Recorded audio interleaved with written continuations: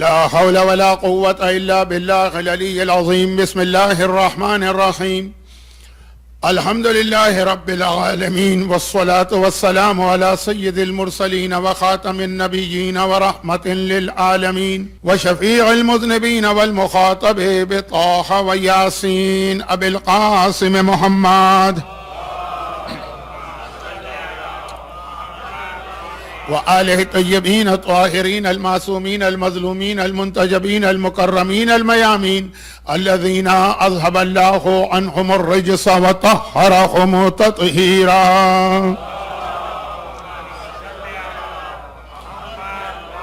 سيما على بقية الله في الأراضين وحجته على العالمين أجل اللهم له الفرج. أما بعد، فقد قال الله عز وجل في محكم كتابه الكريم: بسم الله الرحمن الرحيم. وما أرسلنا من رسول إلا ليطاع بإذن الله ولو أنهم إذ ظلموا أنفسهم جاءوك فاستغفروا الله واستغفر لهم الرسول لوجدوا الله توابا رحيما. فلا وربك لا يؤمنون حتى يحكموك فيما شجر بينهم ثم لا يجدوا في أنفسهم حرجا مما قضيت ويسلموا تسليما.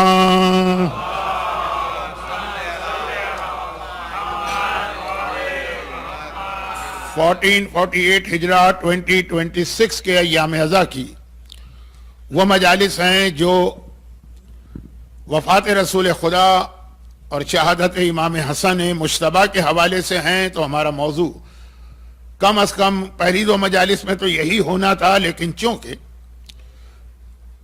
دنیا کے کئی علاقوں میں اور خاص طور پر خود مشہد مقدس میں آج کی رات شب 29 صفر 8ویں امام کی شہادت کی بھی تاریخ ہے اور بہت بڑی مخصوصی، تو تھوڑا اس کا تذکرہ 8ویں امام کا بھی کرنا ہے، جس کے نتیجے میں جو ان مجالس کے لیے میرا اصل موضوع تھا وہ کل سے شروع ہوگا، اور آخری 3 مجالس ہوں گی اس کے اوپر. اگرچہ وہ جو میرا اصل موضوع جو کل سے شروع ہوگا اس کے لیے مجھے 30 تقاریر تو کم از کم چاہیے، لیکن 3 بھی بہت ہیں، کل سے آپ دیکھیں گے. اچھا، اب مسئلہ یہ ہے کہ میں نے ایک پابندی اور اپنے آپ پہ لگا لی تھی کہ چونکہ زائرین واپس آ رہے ہیں تو کچھ زیارت کے حوالے سے بھی گفتگو ہوگی، وہ بھی آج نہیں ہو پائے گی، اس لیے کہ ابھی رسول کا، امام حسن کا، امام رضا کا ذکر باقی. تو آنے والی کل تو شب جمعہ ہے نا، جب 1,24,000 انبیاء زیارت کے لیے کربلا پہنچتے ہیں، جب ملائکہ مقربین کربلا پہنچتے ہیں، جب ائمہ طاہرین کربلا پہنچتے ہیں، تو کل ہی کی رات تھوڑا سا یہ زیارت کے حوالے سے پیغام مناسب رہے گا. سورہ نساء کی آیت نمبر 64 اور 65 کی تلاوت کی گئی ہے. وقت کم ہے اور چونکہ یہ اصل موضوع کل سے بنے گا تو جلدی ترجمہ کر دوں.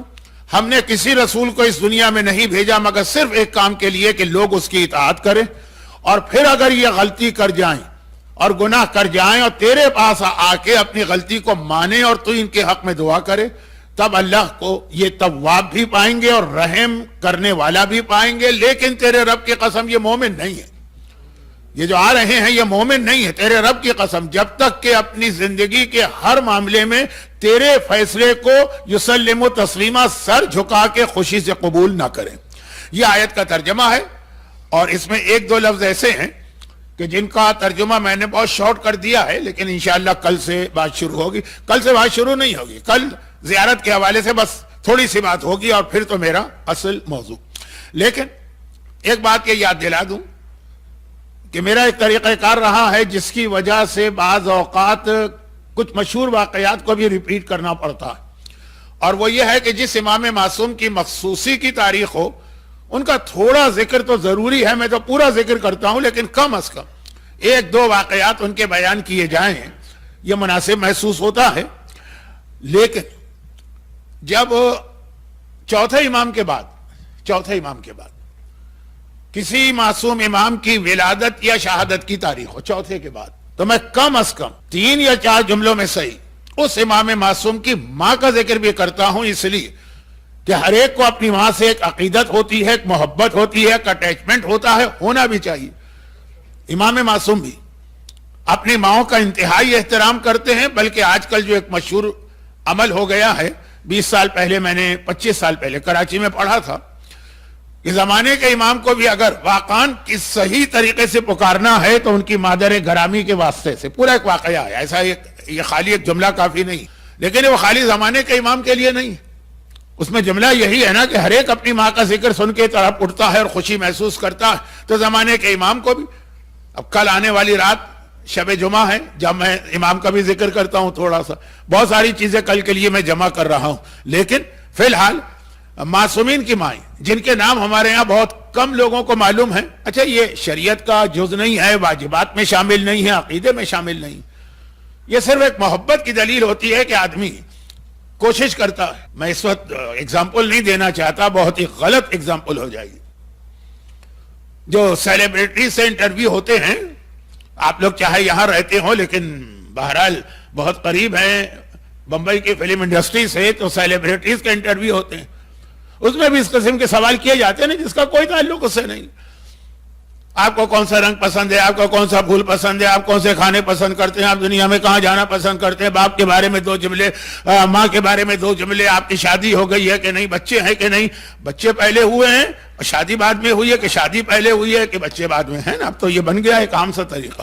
تو خلاصہ یہ کہ اس کا کوئی تعلق اس سیلیبریٹی کا جو شعبہ ہے اسے نہیں ہوتا ہے، لیکن بس شوق ہوتا ہے لوگوں کو معلومات لینے کا۔ تو نعوذ باللہ نعوذ باللہ نعوذ باللہ، کتنی بھونڈی اور غلط مثال میں نے دے دی۔ یہاں ہمارے پاس رسول خدا کی ایک حدیث بھی، گرچہ ضعیف ہے مگر ضعیف حدیث کا مطلب جھوٹی حدیث نہیں ہے، یہ 2 ڈیفرنٹ کیٹیگریز ہیں۔ جھوٹی حدیث تو الگ چیز ہے، وہ تو یقیناً اٹھا کے کوڑے میں پھینک دو، لیکن ضعیف حدیث ایسی نہیں۔ بس یہ ہے کہ ضعیف حدیث پہ آپ کو عقیدہ نہیں بنا سکتے۔ مثلا اب میں آپ کو ایک ضعیف حدیث سناتا ہوں جو بہت سے لوگوں کو یقین بھی نہیں آتا کہ ضعیف۔ وضو شروع کرنے سے پہلے دونوں ہاتھ دھو اور کلی کرو، بہت ضعیف حدیث، لیکن ہمارے یہاں تو یہ اتنا یقینی وضو کا پارٹ سمجھا جاتا ہے کہ جب یہ عمل حرام بھی ہو رہا ہو تبھی لوگ کرتے ہیں۔ یہ کب حرام ہو رہا ہے اس مجمع کو تو معلوم ہے، کیونکہ آج تو بڑا فلٹرڈ قسم کا مجمع ہے، تو معلوم ہے کہ جب نماز قضا ہو رہی ہو تو وضو کو شارٹ سے شارٹ کرنا ہے، نماز کو اس سے بھی شارٹ کرنا ہے۔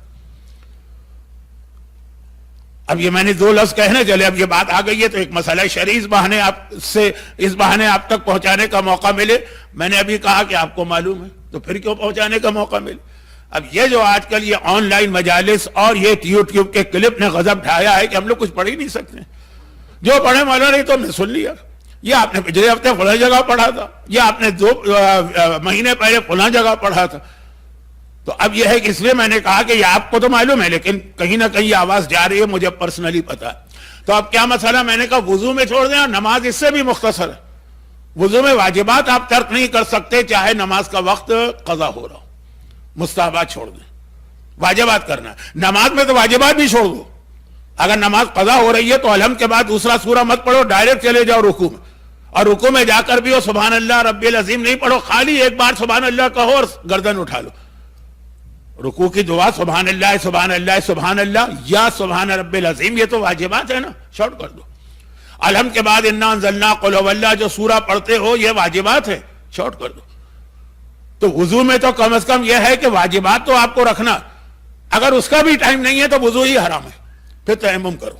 لیکن ہمارے ہاں اتنے منٹ کے حساب سے لوگ نمازیں نہیں پڑھتے ہیں، بہت اس کو آرام سے لیتے ہیں کہ اگر قضا ہو رہی ہے تو قضا بھی ہو جائے۔ قضا سے مطلب یہ کہ بالکل 1 منٹ رہ گیا ہے لیکن چلو قضا بھی چل جائے گا، لیکن یہ موضوع میرا کہیں اور گیا، میں اپنے آپ کو کھینچ کے لا رہا ہوں۔ یہ ضعیف حدیث، تو ضعیف حدیث کا مطلب جھوٹی حدیث نہیں ہے، ذہن خود بخود ملاتا ہے۔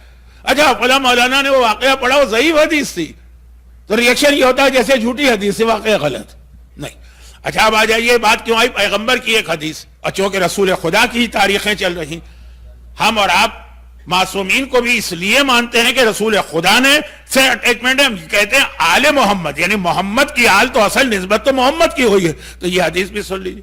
پیغمبر نے کہا جو مجھ سے محبت کرتا ہے وہ کم سے کم میرے فیملی ٹری میں میرے 5 بزرگوں کا نام تو جانتا ہوگا، اور میں اسی لیے اکثر یہ حدیث بھی پڑھ دیتا ہوں، چھوٹی سی حدیث ہے اور 5 نام بھی لے لیتا ہوں، کیونکہ اس میں سے کم از کم 3 نام تو مجلسوں کی وجہ سے ہمارے ہر مرد عورت بچے بوڑھے عالم جوان جاہل سب کو معلوم۔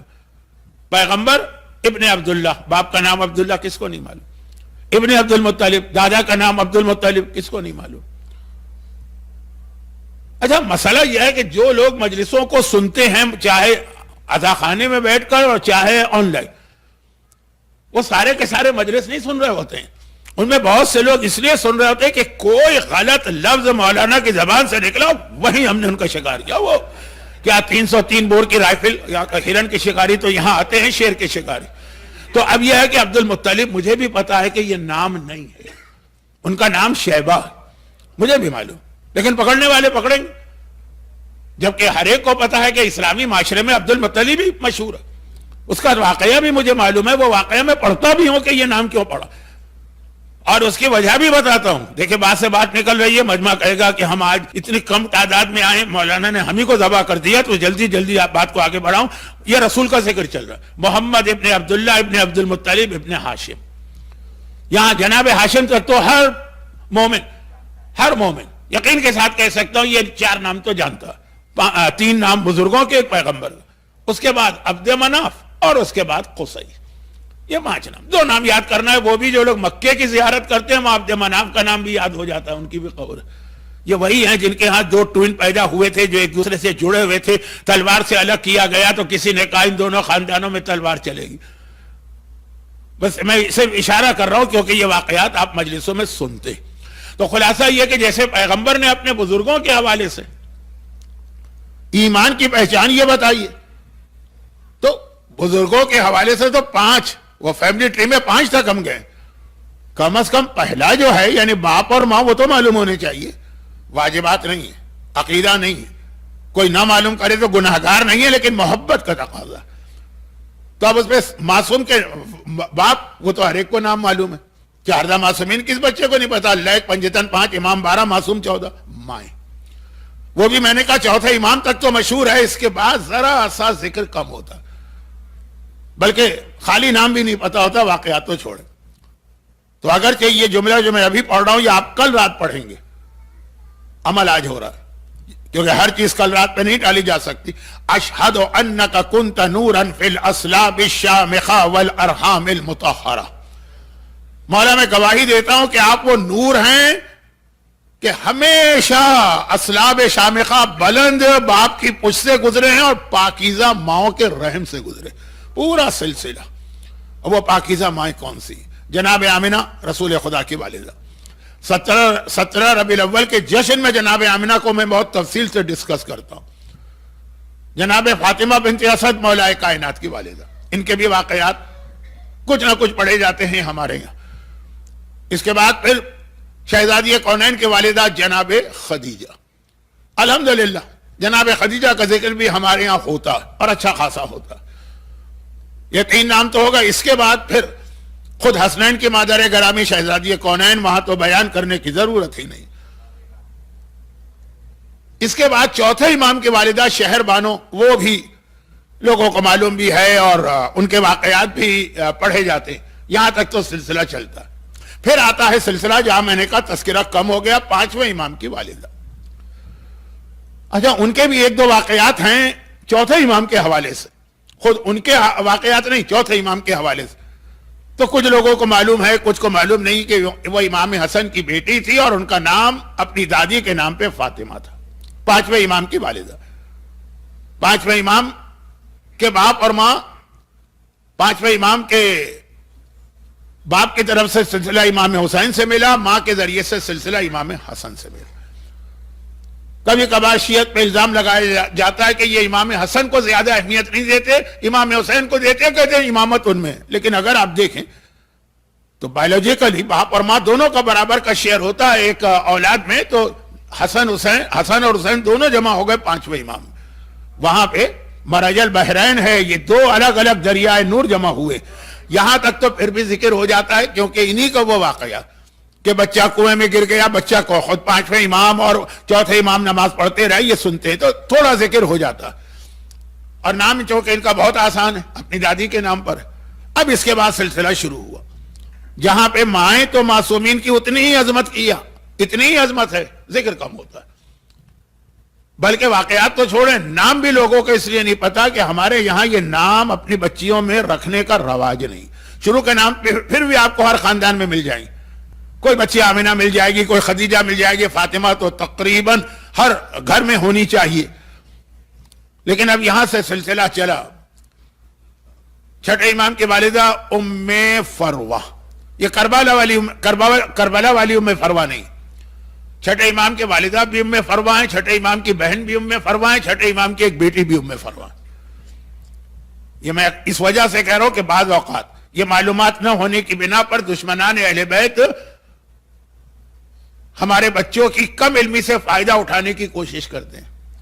کیونکہ چھٹے امام کے حوالے سے ام فروہ کے کچھ واقعات دشمن کتاب کھول کے دکھا دے گا کہ دیکھیے یہ جب کا واقعہ ہے, اس سے پہلے ہی ام فروہ کا انتقال ہو چکا تھا. جھوٹا واقعہ, جھوٹا نہیں ہے. وہ ام فروہ جن کا واقعہ ہے وہ امام کی بیٹی ہے, اور جو آپ کتاب کھول کے دکھا رہے ہیں وہ ام فروہ امام کی ماں. تو اب یہ تو ایک چھوٹی سی بات میں نے کہہ دی, لیکن اس میں بہت سارے اور ایسے اعتراضات. ابھی پچھلے سال ہی ایک اعتراض کا بہت پاکستان میں ذکر ہوا یوٹیوب کے اوپر کہ جی شیعہ حضرات چوتھے امام کی ایک حدیث نقل کرتے ہیں کہ میرے بابا کے روضے پہ جاؤ اور گنبد کے نیچے جو دعا مانگو وہ قبول ہے. یہ دیکھیں ہمارے حدیث تو ہے, لیکن کہتے ہیں چوتھے امام سے یہ حدیث نقل کرتے ہیں. چوتھے امام کے زمانے میں تو نہ کوئی روضہ تھا, نہ کوئی گنبد تھا, نہ کوئی قبہ تھا. وہ تو جنگل میں قبر بنی تھی جس کو چھپایا بھی جا رہا تھا, دکھایا بھی جا رہا تھا, لیکن ایک کچی قبر تھی. اور ہسٹری سے پروف کرتے ہیں کہ روضے پہ پہلی بلڈنگ کم بنی. کہا جب قبہ ہی نہیں ہے تو حدیث کہاں سے آگئی؟ چکرا گئے لوگ. ہاں بھائی دیکھیں ہمارے بھی جن کا عقیدہ بہت مضبوط ہے کہ پہاڑ ہل جائے وہ نہ ہلے وہ تو ٹھیک ہے, لیکن جو ذرا زیادہ ریسرچ کے والے بچے ہیں نا ہمارے, بات تو صحیح ہے. یہ حدیث چوتھے امام کے نام سے اس کا جھوٹی حدیث. آج ہم کربلا جاتے ہیں, زیارت کے لیے جاتے ہیں, اللہ آپ کو بار بار لے جائے. اتنی برکتیں ہیں اس زیارت سے, اتنی برکتیں ہیں اس زیارت سے. دنیاوی فائدے بھی ملتے ہیں, آخرت کے بھی فائدے ملتے ہیں. ایک جملہ مجھے کہنے کی ضرورت نہیں ہے, لیکن کہہ رہا ہوں کہ آپ میں سے تقریباً ہر ایک کا اپنا بھی تجربہ ہوگا کہ ناممکن کام جو ہے آقا حسین کے روضے پہ ممکن ہو جاتا ہے. ایک دعا وہاں پہ مانگی آپ نے. ہم اور آپ تو کیا حیثیت رکھتے ہیں؟ 10ویں امام راوی سے کہہ رہے ہیں جا رہے ہو کربلا, میرے حق میں دعا کرنا. اور آپ کو معلوم ہے کہ جب راوی وہاں پہنچ کے دعا کرنے لگا, اب یہ شب جمعہ کا موضوع تھا, کچھ باتیں آ جا گئی. راوی جب وہاں پہنچ کے دعا کرنے لگا, اس کے دوست نے روک دیا, یہ کیا غضب کر رہے ہو, تو ہی نہیں امام, کیوں کیا کیا؟ میں دعا کر رہا ہوں. بھائی 10ویں امام اور آقا حسین میں ویسے کیا فرق ہے, ایک ہی نور کے ٹکڑے, تم 10ویں امام کے لیے دعا کرو گے. اب وہ چکرا گیا. جب 10ویں امام نے مجھ سے یہ خواہش ظاہر کی تھی دعا کرنا, اس وقت میں نے توجہ نہیں دی تھی. ہو سکتا ہے مجھ سے جملہ سمجھنے میں غلطی ہو گئی. یہ اکثر ایسا ہوتا ہے کہ کسی نے کچھ کہا, توجہ نہیں تھی تو آپ کچھ کا کچھ سمجھے. جیسے یہ عدد میں بہت زیادہ ہوتا ہے, بہت زیادہ ہوتا ہے. انگریزی میں یہ ہوتا ہے 7 یا 17, وہ مجھ سے کنفرم کراتا ہے 17 1 7 نہ, کیونکہ سننے میں کبھی 7 17 ایک جیسا لگتا ہے. ایسی بہت مثال ہے, ٹائم نہیں ہے میرے پاس. خلاصہ یہ ہے کہ راوی نے کہا ہو سکتا ہے واقعا, ورنہ ان میں آقا حسین میں اور 10ویں امام میں ویسے کیا فرق ہے, ایک ہی نور کے ٹکڑے ہیں نا. واپس گئے, جب وہ زیارت کر کے دعا نہیں مانگی, زیارت کر کے واپس گیا, مولا کیا میں نے صحیح سنا تھا؟ کہا صحیح سنا تھا. تجھے کیا پتا کہ میرے دادا کے قبر کی دعا میں کتنی طاقت ہے, کہ ہم معصومین بھی تڑپتے ہیں کہ وہاں ہمارے لیے دعا. اور ایک بات بتاؤ, رسول خدا کا رتبہ زیادہ ہے کہ خانہ کعبہ کا رسول کا رتبہ؟ رسول ہے کائنات, کعبہ بنا ان کے لیے, جب ساری کائنات ان کے لیے بنی ہے نا. تو کہا پھر رسول خدا کعبے کا پردہ پکڑ کے دعا کیوں مانگتے تھے؟ وہ کعبے کی عظمت بتانے کے لیے, اپنا رتبہ کم بتانے کے لیے نہیں. کعبہ اتنا بڑا ہے کہ میں بھی دعا مانگتا ہوں. امام حسین کی عظمت بتانے کے لیے معصوم کہتے ہیں کہ وہ اتنی اہم جگہ ہے دعا کی کہ ہم بھی وہاں دعا کرواتے ہیں. تو خیر, اب یہ جو ہے نا کہ راوی جیسے چکرا گیا کہ شاید مجھ سے سننے میں دھوکہ ہوا, تو یہ جو کہا کہ چوتھے امام کی جو حدیث ہے کہ قبے کے نیچے دعا قبول ہے, تو قبہ تھا ہی نہیں اس زمانے میں. قبے کے لیے بلڈنگ چاہیے, بلڈنگ ہی نہیں تھی. کم از کم کچھ پلر تو ہوں. لیکن مسئلہ یہ ہے کہ یہاں پہ ہماری کم علمی, لا علمی کوئی بہت بڑا ایشو نہیں ہے, لیکن اٹھایا جا رہا ہے کیونکہ آپ کو نہیں معلوم سینے پہ سانپ لوٹ رہے ہیں دشمنان اہل بیت کے, جب وہ کربلا کی زیارت میں اتنا بڑا مجمع دیکھتے ہیں. اور تھوڑا سا سکون شاید ان کو آ جائے اگر سارے 12 इमामी शिया जाएं, नहीं, वहां तो आपको हिंदू भी मिलेगा, सिख भी मिलेगा, एथिस्ट भी मिलेंगे, काफिर भी मिलेंगे, दुनिया की हर कौम का आदमी मिलेगा। सीने पे सांप लौटता है कि कैसे इसको रोको। अब वो एक अलग मौजू बन रहा है, मैं उधर से वापस जल्दी से आ रहा हूं, आज का मौजू ना रह जाए। मौजू तो नहीं रहेगा, मुझे डर है कि मेरी ये मजलिस इतनी लंबी ना हो कि कल रात आ जाए और ये मजलिस उससे जाके मिल जाए, तो इसलिए जल्दी से बात खत्म करता हूं। ये हमारे पास 2 अलग हदीस हैं, 2 अलग हदीस हैं। एक चौथे इमाम की है जहां यह है कि जो मेरे बाबा की कब्र के पास दुआ मांगेगा उसकी दुआ कबूल, और एक 10वें इमाम की है जो अमाली की आखिरी हदीस है, गालिबन अमाली हमारी एक किताब है उसकी आखिरी हदीस है। 10वें इमाम की है कि जो कुब्बे के नीचे मांगेगा उसकी दुआ कबूल। 10वें इमाम के जमाने तक कुब्बा बन चुका था, तो आप कहो कि हमें यह तारीख नहीं पता होगी, यह तवज्जो नहीं होगी, तो हम कहेंगे वाकई वो जो दुश्मन ने इतराज किया कि चौथे इमाम ने यह कहा कि कुब्बे के नीचे दुआ मांगो, जो कुब्बा तो था ही नहीं उनके जमाने में, लेकिन ये 2 अलग हदीसों को उसने मिला दिया। हमने तो एक ही हदीस सुनी हमेशा, क्योंकि हमारे उलमा इस तफसीर में क्यों पढ़े कि कब्र के पास दुआ का लफ्ज आया है एक हदीस में, एक पे कुब्बे के नीचे आया है, दोनों का मकसद तो एक ही है ना, तो इतना वक्त क्यों लोगों का लिया जाए जो असल पैगाम है कि दुआ मांगो वहां। तो खुलासा यह है कि हर दुआ वहां पे कबूल है कब्र के करीब, या कब्र के करीब वाली मैंने एक और वजह से भी हदीस पढ़ी, इसलिए कि इराक वालों का एक तरीका, वो आपने भी देखा होगा, जब बहुत ज्यादा रश होता है वो हरम में आते भी नहीं, बाहर दूर से इशारे से सलाम करके दुआ करके चले जाते हैं। तो क्या वो दुआएं उनकी कबूल नहीं है? नहीं, वो करीब वाली हदीस उनके काम आएगी। खैर, ये सिमली बात मैंने आपके लिए बताई कि कभी आप भी वहां ना जा सके, तो एक हदीस खाली कुब्बे वाली नहीं है, करीब वाली भी। ज्यादा ज़ियारत का बयान जरा कुछ ज्यादा हो गया, तो खुलासा ये कि 3 नाम उम्मे फरवा छठे इमाम के घर में। अब वो तारीख खोल के दिखा देते हैं कि जिसका आप उम्मे फरवा का नाम ले रहे हैं वो तो इंतकाल कर गई थी। नहीं, एक ही उम्मे फरवा नहीं थी। खैर, बात लंबी हो गई। छठे इमाम की वालिदा उम्मे फरवा, आमिना, फातिमा बिनते असद, खदीजा खुशहजादी कौनैन शहरबानो, फातिमा बिनते असद और उम्मे फरवा, 6 इमाम। 7वें इमाम की वालिदा उम्मे हमीदा। 8वें इमाम जिनकी वजह से मैंने ये बात छेड़ी है उनकी वालिदा नजमा। 11 नाम है 8वें इमाम की मां के, एक नहीं 11, जो अरबों का एक आम तरीका भी था खास तौर पे खवातीन के लिए, जिसमें एक नाम है इसलिए ले रहा हूं कि वहां भी वाकयात कभी मिक्स हो जाते हैं। 11 नामों में से 10वां नाम है उम्मुल बनीन। ये 8वें इमाम की वालिदा का भी एक नाम है, ऐसा नाम है जो बाज हदीसों में भी आया है कि मासूम ने कहा उम्मुल बनीन ने यह फरमाया। हमारा जहन कहां जाएगा? जनाब अब्बास की वालिदा की तरह। वो वाकया होता है 8वें इमाम की वालिदा का। तो उम्मुल बनीन एक बहुत ही यूनिक किस्म का नाम है, नहीं रखा जाता आमतौर पर, लेकिन 8वें इमाम की वालिदा को यह नाम दिया गया। कोई वजह होगी उसकी, मैं बता भी देता, लेकिन आज तो बातें बहुत हो गई है, वक्त नहीं। मशहूर नाम नजमा है, उम्मुल बनीन भी एक नाम है, और सबसे आखिर में जो इनको नाम मिला ताहिरा। ये आखिर मैंने क्यों कहा? यह नाम दिया गया जब 8वें इमाम की विलादत हो गई ना, और इनकी गोद में 8वें इमाम थे, उनको देखकर इनकी सास ने, यानी 7वें इमाम की बेवा उम्मे हमीदा ने इनका नाम ताहिरा रखा। यानी ये नाम सारे 11 नाम एक दिन में नहीं रखे गए, ये अलग अलग स्टेजेस पे आते रहे, क्योंकि नाम मालूम हो तो बहुत से वाकयात समझना आसान है। नजमा, और याद रखिए इनमें और इमाम जमाने की मां में कॉमन चीज आ गई। ये 2 खवातीन ऐसी हैं जिनके नाम नून से या अंग्रेजी में एन से शुरू होते हैं, नजमा और नरगिस। अच्छा, बाकी 3 नाम मैं जल्दी जल्दी ले रहा हूं, वक्त बहुत हो गया है, और वो आजकल थोड़े मशहूर हो गए। सबीका, सुमाना, हुदैसा, ये 9वें 10वें और 11वें इमाम की मां के नाम है। तो 8वें तक बात हुई थी, 9वें 10वें 11वें तो मैंने बहुत जल्दी नाम ले लिए, सबीका, सुमाना और हुदैसा।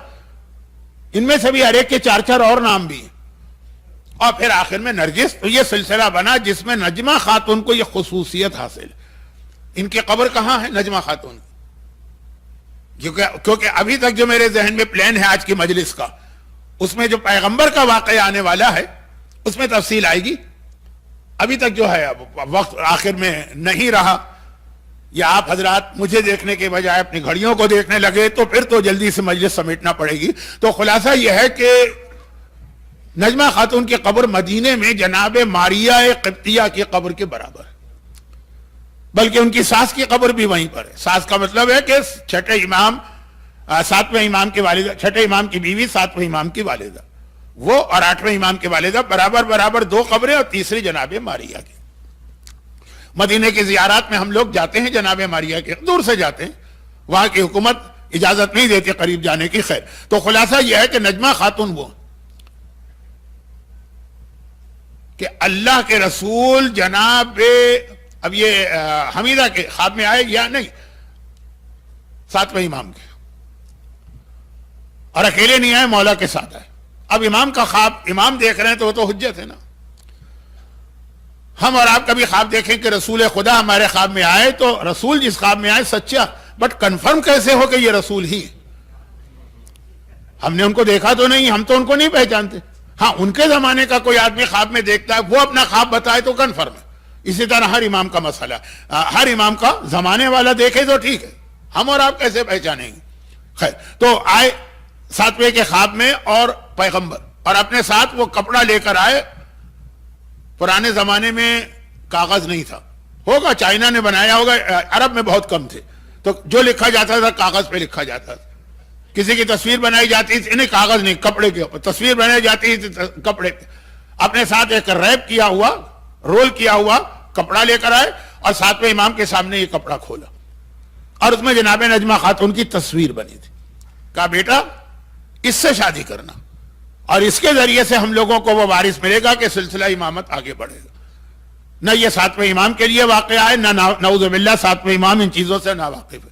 اس واقعے کے ذریعے کہ اگلے دن صبح جب ساتویں امام نے یہ خواب اپنے گھر والوں کو سنایا، تو پتہ چلا کہ یہ جو خاتون ہے آلریڈی جناب حمیدہ کے گھر میں بحیثیت کنیز آ چکی. پہچان لیا گیا فوراً، وہ سارا اس کی ایک دم ان کی عظمت بڑھ گئی. اس وقت ان کو ایک نارمل کنیز سمجھا جا رہا تھا معاذ اللہ. تو باقاعدہ خواب میں جناب نجمہ خاتون کی تصویر دکھا کر ان سے شادی کرنے کا حکم دیا اللہ کے رسول اور مولا نے. میں نے اس منبر پہ جناب زید کی والدہ کا واقعہ بھی پڑھا ہے، لیکن وہ پاکستانی شوق سے سنتے ہیں، آپ نہیں سنتے، کیونکہ ان کا تعلق پاکستان کے علاقے سندھ سے تھا. خواب میں ان کا نکاح جناب خدیجہ نے چوتھے امام سے کیا تھا. بس ایک جملہ میں نے واپس آئی. تو یہ جناب نجمہ خاتون کے گھر میں ان امام معصوم کی ولادت ہوئی کہ جن کی زیارت اہم ترین زیارات میں سے ایک آتی ہے کربلا کے بعد. آٹھویں امام کی زیارت کی بھی بہت اہمیت، بلکہ بعض روایتوں میں ہے جس پر مرحوم آغا خوئی نے فتویٰ بھی دیا تھا. جب مرجع فتویٰ دے دیٹ مینس یہ روایت بہت اتھینٹک ہے کہ بعض تاریخوں میں آٹھویں امام کی زیارت کا ثواب کربلا کی زیارت سے بھی زیادہ. کچھ تاریخیں، اب یہ موضوع بہت بڑھ رہا ہے، اور میں جتنا اصل موضوع پہ آنا چاہتا ہوں اتنا ہی وقت میرے ہاتھ سے پھسل رہا ہے. تو بس یہ عرض کرنا ہے کہ ہمارے یہاں بھی آٹھویں امام کی زیارت واقعاً بہت سمجھی جاتی تھی. اسی لیے جہاں پہ نماز کے بعد شارٹ زیارتیں پڑھتے ہیں وہاں پہ یا امام حسین کی زیارت ہے یا آٹھویں کی ہے امام زمانہ کی. آٹھویں کی زیارت کو نظر انداز نہیں کرتے. کچھ جگہوں پہ تو پورے 12 اماموں کے نام آتے ہیں، لیکن جہاں یہ نہیں بھی ہے آٹھویں امام السلام علیکم یا غریب الغربا، اتنے فضائل. اور آٹھویں امام نے بھی اپنے زائرین سے جو وعدہ کیا ہر ایک کو یاد. بات کہیں سے کہیں جا رہی ہے، میں واپس آتا ہوں. یہ جملہ میں نے کیوں کہا؟ یہ جملہ اس لیے کہا کہ چھٹے امام کی شہادت ہوئی ہے شوال میں. شوال means 9th month of Islamic calendar. اور آٹھویں امام کی ولادت ہوئی ہے ذی قعدہ میں، یعنی نہیں، شوال 10th month ہے اور ذی قعدہ 11th month. جیسے ایک واقعہ اکتوبر میں اور نومبر میں. تو جس وقت چھٹے امام کی شہادت ہو رہی تھی نا شوال میں 11th month، اکتوبر سمجھ لیجئے، امام نے کہا کہ انقریب مجھ کو وہ پوتا ملنے والا کہ کاش میں زندہ ہوتا اور اس کی زیارت کرتا. یہ لفظ ہے. چھٹا امام یہ جملہ کہہ رہا ہے کاش میں اپنے پوتے کی زیارت کرتا. یہ کس کے لیے؟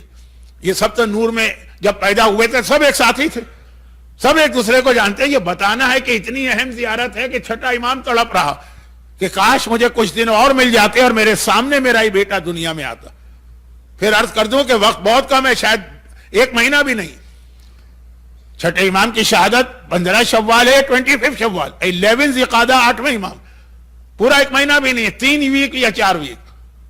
کاش اتنا اور وقت ہوتا تو میں اس کی زیارت کرتا. تو یہ 8ویں امام کا ہائی اسٹیٹس، اتنا ہائی اسٹیٹس. مگر کل والا جملہ میں پھر دوہرا کے بات کو آگے بڑھا. رسول خدا اس خاندان کے سربراہ، اصل جو کچھ ہے وہ رسول ہے. لیکن ائمہ طاہرین چونکہ انہی کی اولاد ہیں، اس لیے ان میں اپنے جد پیغمبر اسلام کے واقعات، فضائل کی بات نہیں کر رہے ہیں، واقعات بھی ریپیٹ ہو رہے ہیں۔ یہ ایک واقعہ رسول خدا کی زندگی میں پیش آیا، ویسا ہی واقعہ بات کے کسی امام کی، جو کل میں نے کہا تھا کہ سب سے زیادہ ہمیں سملر سیرتیں واقعات وہ ملتے ہیں یا رسول خدا کے اور امام حسن، ان دو کے۔ امام حسن کے علم سے رسول خدا کے علم کا اندازہ ہو رہا ہے۔ خضر کہہ رہے ہیں کہ یہ آپ سے مطمئن جاتا ہوں یا ان سے مطمئن جا رہا ہوں۔ امام حسن کی شجاعت اور بہادری کے ذریعے سے رسول خدا کی بہادری کا اندازہ ہو رہا کہ مولا نے کہہ دیا تو میرا بیٹا ہے، اگر تو پیچھے رہ گیا کوئی تعجب نہیں ہے، تو رسول کا بیٹا۔ اور پھر خالی واقعات ہی نہیں، دشمنوں نے بھی جو اعتراض کیے دونوں پر ایک جیسے کی۔ اب جب علم کی بات آ رہی ہے نا، تو ایک آخری چھوٹا سا واقعہ پڑھ دوں اور اس کے بعد تھوڑا سا میرا دل مطمئن ہو کہ میں نے امام حسن کا حق ادا کیا۔ ایک الگ واقعہ جو میرا اپنا موضوع چل رہا ہے، اس کی ایک دو باتیں رہ گئی ہیں رسول اور امام حسن، مگر ایک واقعہ اس سے ہٹ کر۔ جب مولا کائنات کے خلاف حاکم شام معاویہ نے علم بغاوت بلند کیا، اور تمام اہل سنت علماء کا اتفاق ہے کہ وہ غلط تھا، کیونکہ حضرت علی کو خلیفہ راشد سب مانتے ہیں، جو خلیفہ راشد سے ٹکرائے وہ غلطی پر ہے۔ یہ تو بہت ہی جنہوں نے آسان کر کے کہا غلطی پر، ورنہ جن کو حضرت عمار یاسر کی شہادت یاد ہے ان کی آنکھیں کھل گئی تھی۔ پیغمبر نے کہا تھا عمار ایک باغی گروہ تجھے قتل کرے، اور عمار شہید ہوئے جنگ صفین میں معاویہ کے لشکر کے ہاتھوں۔ خیر، اب جب یہ اختلافات چل رہے ہیں، میں چونکہ وقت کم ہے نا، اس لیے الفاظ کو بہت ڈائلیوٹ کر کے بیان کر رہا ہوں، میں ڈیٹیل میں نہیں جانا چاہتا، لیکن یہ تو سب مانتے ہیں نا کہ معاویہ نے کبھی بھی حضرت علی کی خلافت کو تسلیم نہیں کیا، ان کا گورنر ہے، لیکن علم بغاوت۔ اب جب یہ جھگڑے چل رہے ہیں تو اسلامی سرحد جو بارڈر تھا وہ کس سے ملتا تھا؟ وہ ملتا تھا کرسچن کی بہت طاقتور حکومت سے، جس کو ہم قیصر روم کہتے ہیں۔ یہ رومن امپائر وہ اٹلی والا روم نہیں ہے، یہ ہے یہ استنبول والا، یعنی یہ جو ایسٹرن رومن امپائر ہے، بیزنٹائن امپائر جسے کہتے ہیں۔ تو اس کے بارڈر کے اوپر مسلمان آپس میں لڑ رہے ہیں، وہ تو خوش ہو رہا ہے، اور پھر ذرا اس کو یہ سوال بھی اس کے دل میں آیا کہ بھائی کیوں لڑ رہے ہیں، یہ آپس میں کیوں لڑ رہے ہیں؟ مسلمانوں میں تو اتحاد ہونا چاہیے، کیونکہ رسول خدا اس دنیا میں آئے تو قرآن کریم نے کیا کہا؟ قرآن کریم نے کہا کہ ہم نے تم پر اتنی بڑی نعمت نازل کی ہے کہ اپنا حبیب بھیجا ہے، تم کنتم شفا حفرۃ علی النار، تم عربوں سے بات ہو رہی ہے کہ تم لوگ آگ کے گڑھے میں گرنے والے تھے، یہ رسول کے آنے سے تم میں اتحاد پیدا ہوا، پس واعتصموا بحبل اللہ جمیعا، اب اللہ کی رسی کو مضبوطی سے تھامے رکھنا۔ پیغامی رسول کا یہ تھا کہ متحد کریں، یہ آپس میں لڑ رہے ہیں۔ اس نے دونوں کو خط لکھا، امیر المومنین کو بھی، حضرت علی کو بھی اور معاویہ کو بھی، اپنا ایک ایک ریپریزنٹیٹو بھیجو، میں ذرا معلوم کرنا چاہتا ہوں مسئلہ ہے کیا۔ وہ بہت بڑی امپائر ہے، Byzantine Empire, Eastern Roman Empire. آج بھی آپ استنبول میں جائیے گا، ان کی جو بلڈنگیں ہیں، جو ان کے چرچز ہیں، کیا عالی شان، بلکہ بلو ماسک کے بارے میں تو آج بھی وہ کہتے ہیں کہ چرچ تھا، سلطان احمد نے اس کو کنورٹ کیا مسجد میں، جو انڈیا کی ہر دوسری مسجد کی آج کل کہانی۔ خیر، تو اب دونوں نے اپنا اپنا ریپریزنٹیٹو بھیجا۔ مولا کس کو بھیجیں گے؟ امام حسن، امام حسین کو نہیں، امام حسن کو۔ یہ یہاں سے گئے اور معاویہ نے اپنے بیٹے یزید کو بھیجوایا۔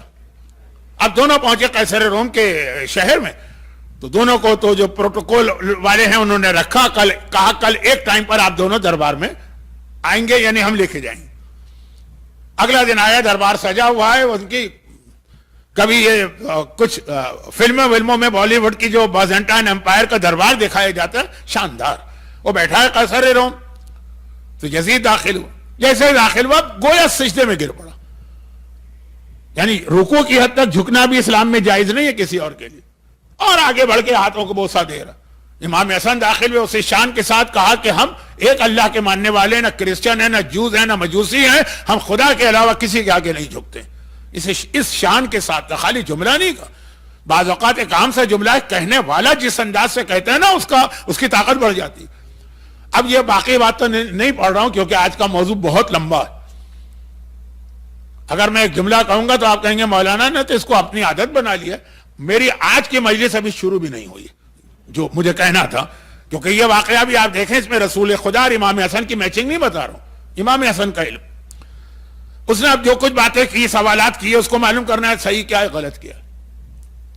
اس نے آخر میں ایک بات کہی کہ ہمارے پاس اب پرانے زمانے میں بادشاہوں کے پاس اور پادریوں کے پاس، یہ جو چرچ میں لوگ ہوتے ہیں، ان کے پاس جنریشن بائی جنریشن کچھ خفیہ چیزیں آتی، وہ عام آدمی کو نہیں بتائی جاتی۔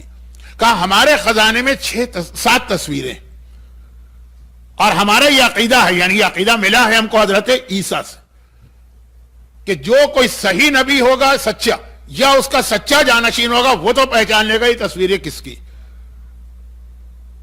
دوسرا کوئی نہیں پہچان سکتا۔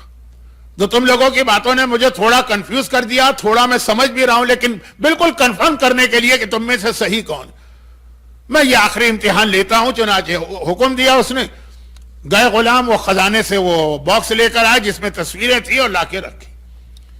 اب ایک ایک تصویر نکالی جا رہی، یزید کے سامنے رکھتے ہیں، یزید کہتا مجھے کیا پتا کس کی تصویر،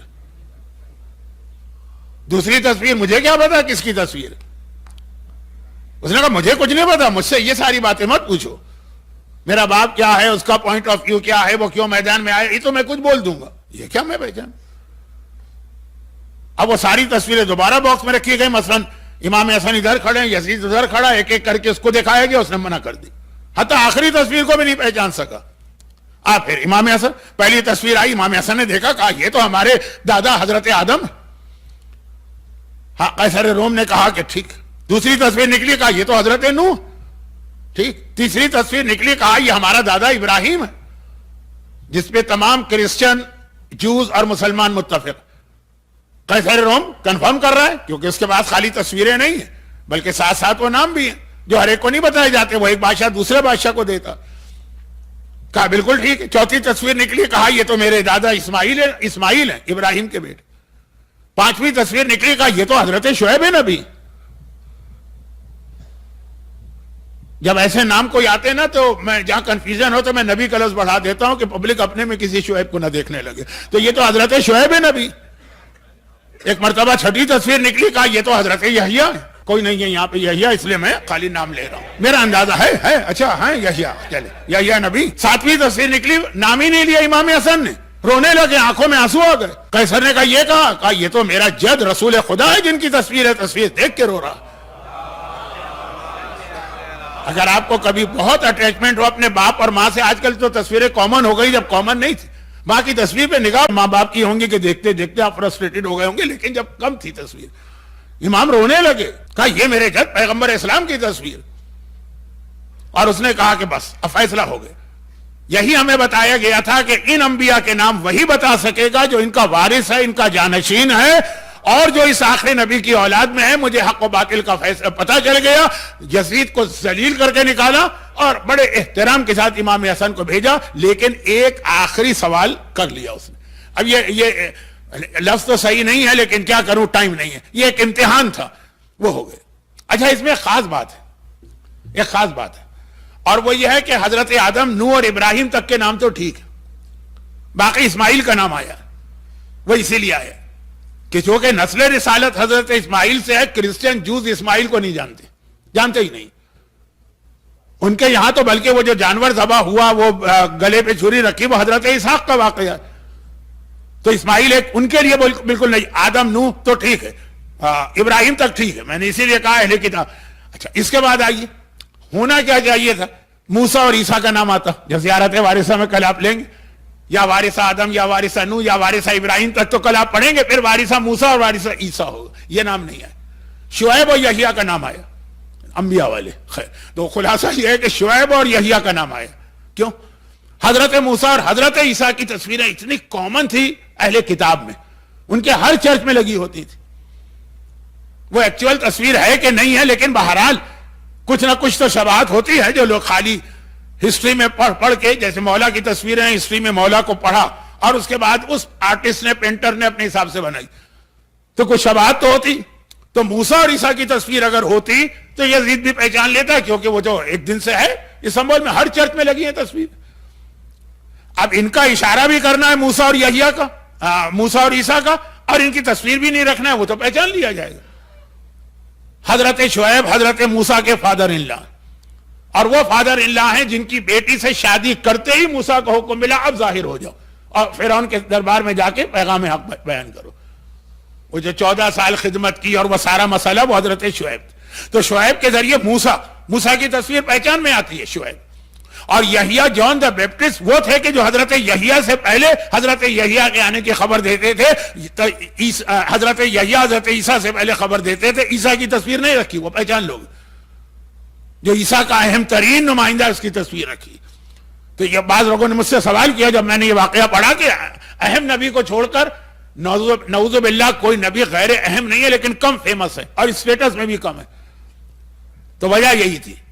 باقی انبیاء کا چرچز میں نہ آدم کی تصویر ہوتی ہے، نہ نوح کی، نہ ابراہیم کی، نہ اسماعیل کی، اور تعجب کی بات یہ کہ یزید پیغمبر سے ہم کوئی بھی نہ پہچان سکا۔ ٹھیک ہے بعد میں پیدا ہوا لیکن گھر میں کچھ تذکرہ ہوتا، اگر ایک ہی جنریشن پہلے کی بات ہے، اس کو روکی اب بات کو۔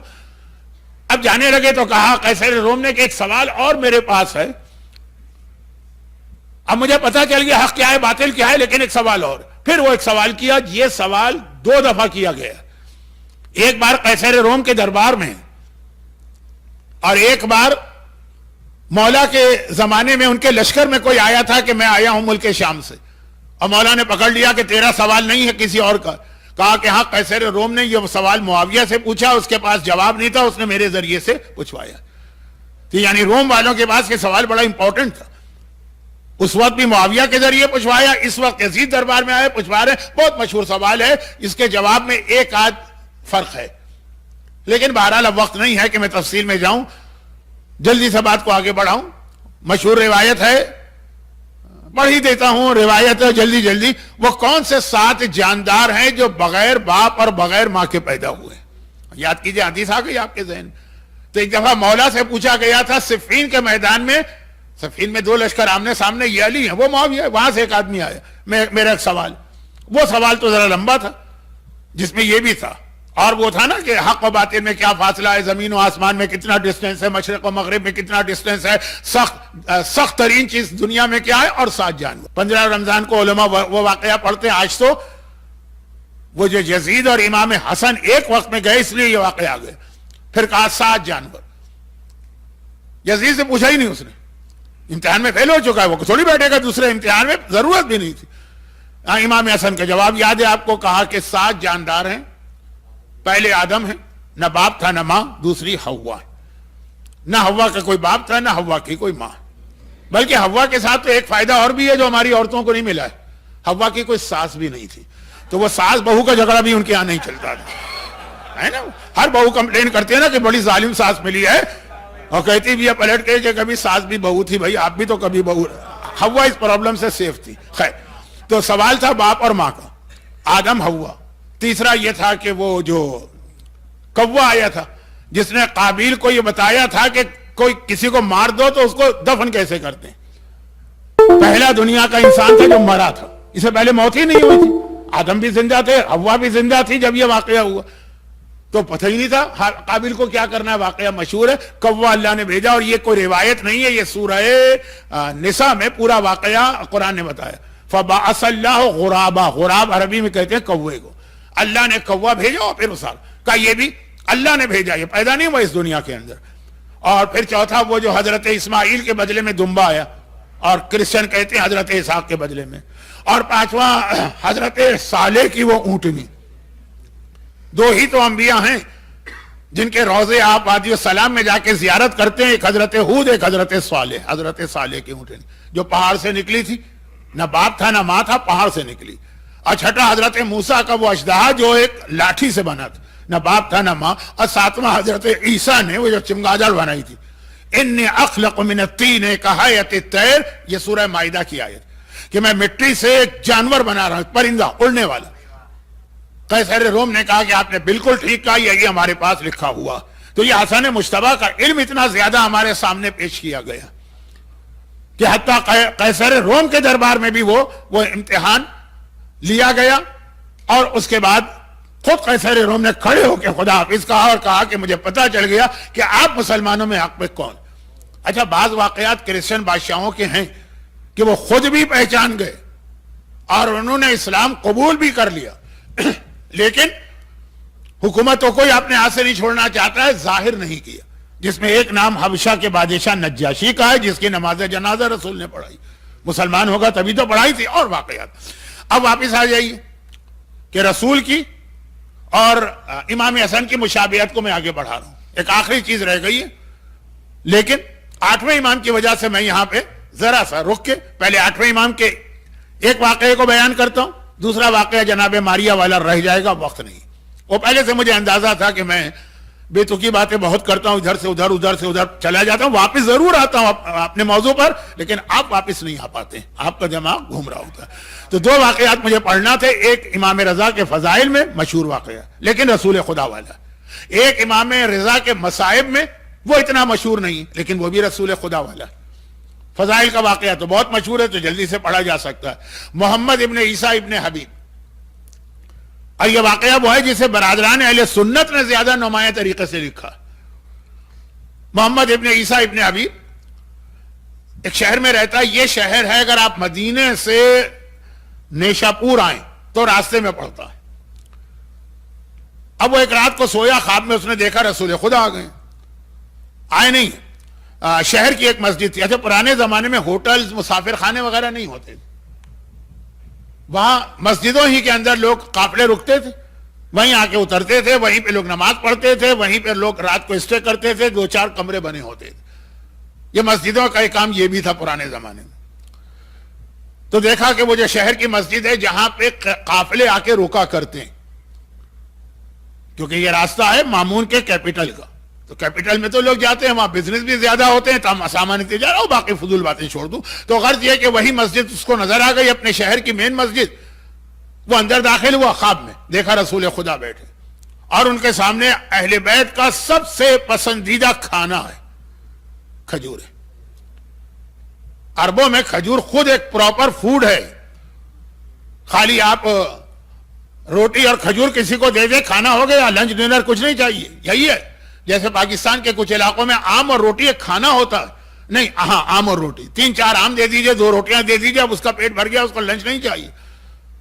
ہمارے ہاں تو اور لاؤ، یہ بھی لاؤ، وہ بھی لاؤ، میٹھا بھی ہو، پھیکا بھی ہو، اور وہ چٹنی بھی ہو، ساس بھی ہو، اور مایونیز بھی ہو، اور سوپ بھی ہو۔ خیر، تو خلاصہ یہ پیغمبر کی ایک حدیث ہے۔ دیکھیں یہ چھوٹی چھوٹی حدیثیں ہم کتنا اگنور کرتے رہے ہیں، آج پوری میڈیکل سائنس کی بنیاد بن جاتی۔ پیغمبر کی حدیث ہے کہ بہت سے لوگ اپنی قبر اپنے دانتوں سے کھو دیتے ہیں، یعنی ان کی موت کا سبب ان کے غذا ہوتی ہے، کھانا ہوتا ہے۔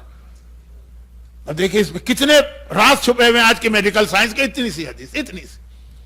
خیر، تو واپس ہم آ جاتے ہیں کہ کھجوریں، یہ راوی پیغمبر کے سامنے پہنچا، کہا یا رسول اللہ کچھ تحفہ دے دیجئے، کوئی آپ کی طرف سے ہمیں ہدیہ مل جائے، کوئی برکت مل جائے۔ پیغمبر نے کھجوریں اس سے، بہت مشہور واقعہ ہے، تھال سے اٹھا کے اس کو دی، اس نے اپنے ہاتھ میں لی اور گنا، 18 تھی اور آنکھ کھل گئی، اتنا یاد تھا 18 اور آنکھ کھل گئی۔ اب اس نے گیس کیا، یہ 18 کا مطلب ہے یا تو میں 18 ویک کے بعد مرنے والا ہوں، یا 18 منتھ کے بعد، یا 18 سال کے بعد، صرف 18 کا لفظ آیا، ہو سکتا ہے 18 ڈیز ہوں۔ ختم بات، خواب دیکھا، کھجوریں ملی، ایک اچھا خواب ہوا نا کہ رسول نے کچھ دیا۔ دن گزر گئے، 20 دن گزرے، یعنی تقریباً 3 ویک۔ شہر میں غل ہوا، شور ہوا کہ وہ خلیفہ کا قافلہ آ رہا ہے اور وہ ولی عہد کو مدینے سے لے کے آ رہے ہیں ہمارے 8ویں میں۔ اب یہ واقعہ ہے، یہ کوئی خواب نہیں، سارا شہر دوڑ کے جا رہا ہے، تو یہ بھی گیا، مسجد میں پہنچا، دیکھا جہاں خواب میں رسول خدا بیٹھے تھے وہیں پہ امام رضا بیٹھے، ٹھیک اسی جگہ کے اوپر۔ اور جیسے خواب میں رسول کے سامنے ایک تھال تھا، ویسے امام رضا کے سامنے ایک تھال، اور جیسے خواب میں کھجوریں تھی۔ کون سی کھجوریں؟ اجوا بہت مشہور ہو گئی ہے، اس کی اہمیت ہوگی، یہ سیحانی کھجور تھی۔ سیحانی کھجور ایک معجزے والی کھجور ہے، لیکن اس کے معجزے کی جانب جاؤں گا تو آج کا وقت تو بالکل نکل جائے گا۔ سیحانی کھجور، جو سعودی عرب نے سارے درخت سیحانی کھجوروں کے کٹوا کے جلا دیے تھے، یعنی پیغمبر نے اپنے ہاتھ سے نہیں بوئے تھے، وہ معجزہ نہیں ہے، عام لوگوں کے تھے۔ جیسے مکے کے اندر، سعودی عرب میں اجوا بھی ہے اور برنی بھی ہے اور سمری بھی ہے، 3-4 قسم کی کھجوریں، ایک یہ بھی تھی، مگر اس کا معجزہ تھا جس کی وجہ سے مومنین جا کے یہ کھجور خاص خرید کے لاتے تھے، پہلے روکا میں کہاں رکتے ہیں, کوئی نہ کوئی راستہ ہوتا ہے, چنانچہ پھر سارے درخت کٹوا دی. لیکن واقعے میں لفظ سیحانی آئے. پاکستان میں آج کل سعودی عرب کی کھجور کے نام سے سنت رسول اجوا کھجور کہی جاتی ہے. اس کی اہمیت ہے, جو روزانہ اجوے کے 7 دانے کھائے گا, نہ لا سخرن ولا سمن, نہ اس پر جادو اثر کرے گا, نہ اس پر زہر اثر کرے گا. یہ 8ویں امام ہی کی حدیث ہے طب معصومین میں, اس کی اہمیت ہے. لیکن یہ واقعہ سیحانی کا ہے. امام نے, اس نے جا کے کہا فرزند رسول یہ خواب نہیں دیکھ رہا ہے, مجھے کچھ دے دیجئے. امام نے کھجوریں دی. اس نے گنی 18 تھی. فرزند رسول ایک اور دے دیجئے. کہا اگر میرے جد نے تمہیں ایک اور دے دی ہوتی تو میں بھی ایک اور کھجور دے دیتا. رات کا خواب ہے, 20 دن پہلے خالی اس نے دیکھا ہے, کسی کو نہیں بتایا. شباہت آئی کہ نہیں آئی؟ جو امام نے کیا, جو رسول نے کیا, وہی امام نے کیا. یہ فضائل کا واقعہ ہے. مصائب کا بھی یہی واقعہ ہے. اب مصائب کے واقعے کو پڑھ نہیں رہا ہوں, خالی اشارہ کر رہا ہوں. موقع ملا تو کسی اور مجلس میں پڑھ دوں گا, لیکن فی الحال, لیکن شاید مشہور بھی. اور وہ یہ ہے کہ پیغمبر اسلام کے یہاں بڑھاپے میں ایک بچہ پیدا ہوا جس کا نام ابراہیم رکھا گیا, اور ان کی ماں جو تھی وہ کہلاتی تھی ام ابراہیم, لیکن اصل نام تو ان کا ماریا تھا, پیغمبر کی آخری بیوی. تو ذرا سے پرابلم گھر میں ہو گیا, ڈومیسٹک پرابلم. ماریا سے عورتیں خوش نہیں تھی, کیونکہ اور کسی کے اولاد نہیں ہوئی, ان کے یہاں ہوئی. اور جیسا میں نے پچھلے سال یا اس سے پچھلے سال پڑھا تھا یہ واقعہ, مجھے یاد ہے, اسی لیے میں شارٹ کر رہا ہوں, تو کوئی حرج نہیں کہ اب جو جملہ میں کہہ رہا ہوں نا اچھا نہیں لگ رہا ہے. اپنی ماں کے بارے میں جملے اچھے نہیں لگتے, لیکن واقعہ سمجھانا ضروری ہے. ماریا تھی بھی بڑی خوبصورت. باقی جو ازواج جو تھیں ام سلمہ سمیت, وہ عام شکل کی تھی, میں برائی نہیں کر رہا ہوں, لیکن بہت خوبصورت. مصر سے آئی تھی, کلیوپیٹرا کے ملک سے, تو اور زیادہ پرابلم تھا. تو جناب ماریا کے ہاں جب پیغمبر کا بیٹا پیدا ہوا تو الزام لگا دیا گیا کہ رسول کا بیٹا ہی نہیں. اور ماریا نے رسول کی محبت کھینچنے کے لیے پتہ نہیں کس سے, نعوذ باللہ, یہ زوجہ رسول کی بات کر رہا ہوں, پتہ نہیں کس سے گناہ کر کے ایک بچہ پیدا کروا کے رسول کے حوالے کر دیا. اور پھر توہین رسالت شروع ہو گئی. اس کے بعد وہ میں جملے بھی نہیں بیان کر سکتا, مجھ میں ہمت نہیں ہے. لیکن خلاصہ یہ کہ پیغمبر اسلام کے یہاں بیٹا پیدا ہوا, وہ جس کو پیغمبر نے آقا حسین پہ قربان کر دیا. وہ روایت تو یاد ہے نا کہ پیغمبر مسجد میں بیٹھے, گود میں ایک طرف حسین ایک طرف ابراہیم, پیغمبر کے اپنے بیٹے. اور جبرائیل آئے کہ اللہ ایک بیٹے کی قربانی چاہتا ہے, کس کو آپ پسند کریں گے کہ چلا جائے؟ کہا ابراہیم. حسین کے بارے میں بات ہی نہیں کرنا, ابراہیم کو لے جاؤ. ابراہیم کی موت گوارا ہے, حسین کی موت قبول نہیں. اور اسی رسول نے میدان کربلا میں حسین کو جس طرح تڑپتے دیکھا. خیر, 8ویں امام پہ بھی سیم الزام لگا. بہت پراپرٹی تھی 8ویں امام کے پاس, بہت پراپرٹی تھی, ہر معصوم کے پاس تھی. وہ 8ویں امام تک پہنچی تو اور بڑھ گئی. اگر آپ کے ذہن میں یہ سوال آ رہا ہے کہ معصومین وہ تو بڑی سادہ زندگی گزارتے تھے, سادہ زندگی گزارنے کے 2 طریقے. ایک جو مولانا نے نہج البلاغہ کے آخر میں کہا وہ نہیں ہے طریقہ. مولانا نے کہا کچھ لوگ بہت نیک متقی پرہیزگار بن جاتے ہیں اپنی مجبوریوں کی وجہ سے, ان کے پاس گناہ کرنے کے ریسورسز ہی نہیں ہیں, متقی بن گئے.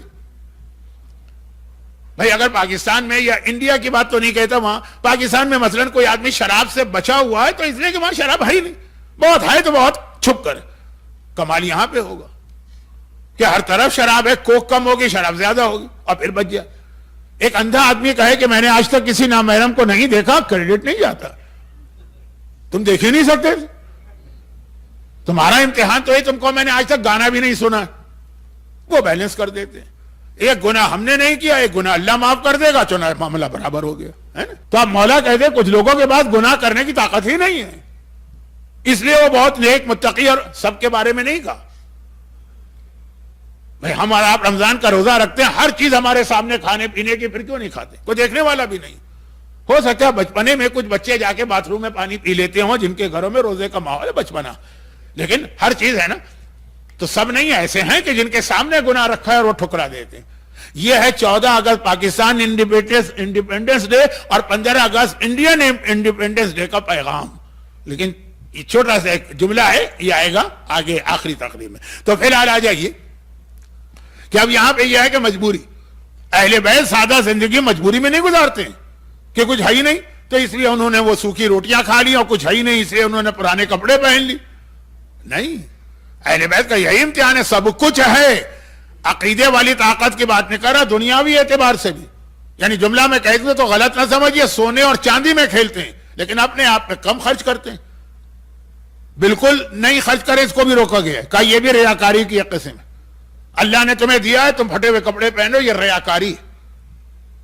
اللہ نے تمہیں دیا ہے تم ٹوٹی ہوئی گاڑی میں جا رہے ہو. خیر وہ تو نہیں جاتے سبھی لوگ اچھی سے اچھی لیکن میں آپ کی بات ہی نہیں کر رہا ہوں. میں تو کہہ رہا ہوں میری آواز پتہ نہیں کہاں جا رہی. کچھ لوگوں کو بہت مزہ آتا ہے اپنے آپ کو بہت ہی غریب ظاہر کرنے کا. ہندوؤں میں نے بہت دیکھا. خیر میں نے ہندو بھی بہت نہیں دیکھے، جتنے دیکھیں بہت ہی سادہ، لیکن بعض اوقات یہ سادگی کنجوسی سے مل جاتی. تو کہا کہ یا کنجوسی ہے یا ریاکاری. جو ایک عام اسٹینڈرڈ ہے معاشرے کا اس سے نیچے نہ جاؤ. اور وہ سورہ کی آیت ہے یہ جو کل میں نے پڑھی تھی، وَلَسَوْفَ يُعْطِيكَ رَبُّكَ فَتَرْضَىٰ، حبیب میں تمہیں اتنا دوں گا تم راضی ہو جاؤ گے. تو آخر میں کہا وَأَمَّا بِنِعْمَتِ رَبِّكَ حَدِّثْ، جب میں دوں گا تو اپنے رب کی نعمتوں کو لوگوں کے سامنے ظاہر کرو. تو یہ بھی ایک اسلام کا بہت اونچی چھلانگ میں مت لگاؤ اور بالکل غربت میں بھی نہ گزارو اگر تمہارے حالات ٹھیک. ہاں بس ایک بات کا خیال رکھو، جو میں نے کہا اونچی چھلانگ نہ لگاؤ کہ کسی غریب کا مذاق نہ اڑاؤ، اس کی توہین نہ کرو. پیغمبر اسلام منع کیا کہ اگر اللہ نے تمہیں حیثیت دی ہے، تمہارے بچوں کی خواہش ہے کوئی اچھا پھل کھانے کی، اور برابر کے گھر میں اتنی غربت ہے کہ اس کو کھجور بھی نہیں ملتی ہے جو مدینے میں سڑکوں پہ پڑی رہتی ہے، تو تم پھل کھاؤ. اللہ نے دیا، چھلکے باہر نہ پھینکنا، کہیں اس کی نگاہ نہ پڑ جائے اس کے پڑوسی کے بچے کی اور اس کے دل میں یہ خیال پیدا ہو کہ میں اس سے محروم ہے، میرا باپ یہ نہیں کر سکا. وہ سارے پیغامات ہیں، ادھر سے ادھر جاؤں گا تو اصل واقعہ رہ جائے گا. تو بہت دولت ہے. اور کیوں تھی اس کا اسٹارٹ کہاں سے ہوا؟ جناب خدیجہ سے. مگر پھر اس میں ایڈ ہو گیا مخیرق، ایک یہودی، اس نے جو پیغمبر کو جو گفٹ کیا. میں نے پچھلے دفعہ کبھی پڑھا ہوگا، پتہ نہیں کہاں کیا پڑھتا ہوں میں، میری سمجھ میں نہیں آتا ہے. تو میں نے کہا تھا کہ اس کو اپنے زمانے کا وارن بفٹ سمجھ لیں یا ایمیزون کا جو مالک ہے اس کا نام ہی مجھے یاد نہیں ہوتا، وہ سمجھ لیں وہ تھا. اور ساری دولت رسول خدا کو دے کے گیا تھا. تو یہ اور پھر یہ بڑھتی رہی. پیغمبر کا تو معجزہ یہ ہو گئے مجلس کو. تو بس میں اختتام پہ جا رہا ہوں. 45 کی ایج ہو گئی، اولاد نہیں، اولاد نہیں. اہل بیت کے گھرانے میں بھی اس ایج تک اولاد نہ ہو بہت مشکل بات ہے. انا اعطیناک الکوثر، یہاں تو کثرت اولاد کا اللہ کی طرف سے پیغام. اور عام آدمی کے یہاں بھی اگر نہ ہو اولاد تو بہت مایوس ہو جاتا ہے. لیکن ہمارا مومن مایوس نہیں ہوگا. نہیں ہے اولاد، کربلا جاؤ، امام حسین کی زری پکڑ کے مانگو، مل جائے گا. ٹائم لگ سکتا ہے لیکن ملے گا. کتنے ایسے واقعات ہیں. لیکن میں کہہ رہا ہوں کہ 45 ایک نارمل اعتبار سے، خاص طور پر پرانے زمانے میں اور خاص طور پر خاندان اہل بیت میں. تو خیر اب اللہ کی مصلحتیں ہوتی ہیں. نہیں ہے اولاد. اب کیا ہوا؟ اب یہ ہوا کہ پراپرٹی بہت ہے. اگر کسی آدمی کی اولاد نہ ہو تو اس کی پراپرٹی کس کو جائے گی؟ والدین بھی نہ ہو تو والدین تو بتانے کی ضرورت ہے، تو بھائی بہنوں کو. بیوی کا اس سے تعلق نہیں. بیوی کو تو 1/8 شیئر ملے گا، اولاد ہو کہ اولاد نہ ہو وہ ایک الگ مسئلہ ہے کہ کبھی 1/4 ہو جاتا ہے، لیکن اس سے زیادہ نہیں ہے، میکسیمم ہے. بھائی بہن، اب بھائی بہنوں کے دل میں ایک لالچ پیدا ہوئی کہ اگر اسی طرح 2-4 سال اور گزر گئے. اس وقت معصومین کی ایوریج ایج 50 چل رہی تھی، اس کے بعد شہید کر دیا جاتا تھا. تو اب 2-4-5 سال لگ رہے ہیں، پھر یہ ساری پراپرٹی ہم کو ملے گی. لیکن پھر ہو گئے نوے امام تشریف لے آئے اس دنیا میں. اب یہ نوے امام کا آنا جو ہے نا وہ سب کو محروم کر گئے. اور خاندان ماشاءاللہ 7ویں امام کی 37 اولادیں ہیں، 37. ایک روایت پڑھی میں نے، دوسری ہے 63. اب یہ ان کو مل رہا ہے، بہت بہت قریب نظر آ رہی ہے اتنی دولت، اور عین وقت کے اندر یہ دولت ہاتھ سے نکل گئی. وہی کیفیت ہوئی جو میری ہوتی تھی جب میں بچپنے میں ایک کھیل کھیلتا تھا. ابھی کبھی کبھار بیٹھ جاتا ہوں نواسوں پوتوں کے ساتھ. مجھے صرف ایک کھیل کھیلنا آتا ہے، لوڈو، اور کوئی کھیل میرے بس کی بات نہیں. کھیلنا تو دور کی بات ہے، میں دیکھ بھی نہیں سکتا ہوں. لوڈو، اسنیک اینڈ لیڈر جسے غالباً کہتے ہیں، وہ ذرا بات کھیل لیتا ہوں. اس کا میں چیمپئن بھی رہا ہوں. اچھا، اس کے اندر جگہ جگہ سانپ بنے ہوتے ہیں. وہ وہاں گوٹ پہنچی اور گئے، آپ دوبارہ یا زیرو پر آ گئے. سب سے خطرناک اور جس سے میری دشمنی تھی وہ 99 والا سانپ تھا. اتنی محنت کر کے چڑھ کے یہاں تک پہنچا، اور یہ 99 پہ کم وقت بیٹھا. اس نے جو گوٹ کھائی تو زیرو پہ پہنچا. سب سے زیادہ اس پہ افسوس ہوتا ہے نا. اب یہاں بالکل دولت گھر پہ آ گئی اور معلومات نوے امام دنیا میں آ گئے، پورا اثاثہ ہاتھ سے نکل گیا. آسان بات نہیں. اتنی بڑی دولت ہاتھ سے جائے. اگر میں آج کے زمانے سے کمپیئر کروں تو کم از کم امام کے پاس اس وقت کے اعتبار سے 10,000 تو ڈیری کوئن تھے اور 25,000 مثلا مکانات تھے اور 30,000 پراپرٹی وہ زمینیں تھی, اور وہ سب ہاتھ سے جا رہی ہے. اب کیا کریں گے؟ اب ساتویں امام کی اولاد میں کچھ نیک بھی تھے, معصوم قوم ہے مثلا, اور بھی ہیں, وہ تو ٹھیک ہے, جو حکم خدا ہے اس میں کیا اعتراض. یہی سے آیت کا ترجمہ مجھے آپ تک پہنچانا تھا. وَيُسَلِّمُ تسلیم, جو اللہ نے کہہ دیا آنکھیں بند کر کے مانو. لا یجدوا فی انفسہم حرجا, دل میں خیال بھی نہ آئے کہ کیا ہو گیا. یہ آیت یہاں مل رہی تھی آ کے, لیکن اب اتنا بھی ہو گیا, آج کے دن تو کافی ہے, باقی باتیں کل ہیں. اب یہ ہے کہ ان میں سے کئی لوگوں سے مطلب کون ہے؟ امام کے بیٹے, مائیں الگ الگ. اچھا, معصومہ قوم اور 8ویں امام کی ماں ایک ہے, نجمہ خاتون. باقی جیسے رسول خدا کی کئی شادیاں تھیں, معصومین کی بھی شادیاں ہوتی تھیں. انہوں نے الزام لگا دیا یہ 9واں امام 8ویں کا بیٹا ہی نہیں. اچھا, وہاں الزام لگا تھا جناب ماریا پر, یہاں الزام ڈائریکٹ 8ویں پہ لگا کہ بیٹا نہیں ہے لیکن ہمارا بھائی ہمیں پسند نہیں کرتا. سوتیلے بھائی ہیں ہم لوگ, بھائی بہن, اس لیے انہوں نے ہم جائیداد سے ہم کو محروم کرنے کے لیے پتہ نہیں کہاں سے کوئی بچہ اٹھا کے لیا ہے, مشہور کر دیا یہ میرا بچہ. اور ان لوگوں کے اس آرگومنٹ کو ایک دلیل سے کچھ طاقت بھی مل گئی. وہ کیا؟